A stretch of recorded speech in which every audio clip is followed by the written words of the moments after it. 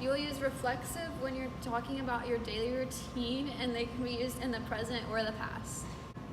These are the reflexive pronouns used. I'm here to teach you about definite articles.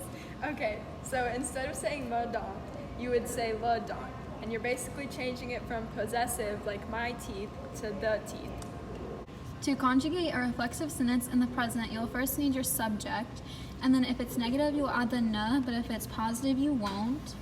And then you'll need your reflexive pronoun, and then you will need the conjugated verb for whatever verb you're using, and then if it's negative, again, you'll add the pa, but if it's positive, you won't. And then you'll need the definite article, and then finally, you'll need the part of the body. Then you have a complete sentence. For reflexive in the past tense, the format is you start with the subject, and then you have the reflexive pronoun and your form of être, and then if it's negative, you would put the na and the pa around those two things. And then you have your past participle with the definitive article and your part of the body. When writing an infinitive sentence with two verbs, you start with your subject, then your conjugated verb, and if it's negative, you would add the ne before the conjugated verb, and if it's and you would add the pa after it.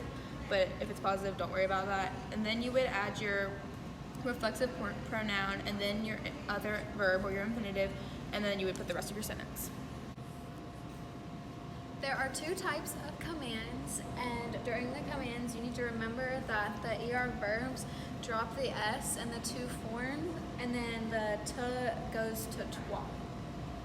The first type of command is the affirmative command. To make this, you'll have the conjugated verb, and then you'll have a dash, and then the reflexive pronoun plus the rest of the sentence.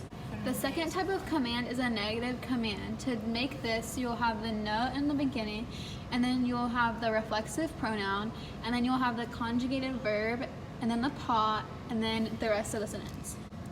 This is an example of how you would write a command sentence. If we wanted to say, lend me a pencil, you would say prête-moi un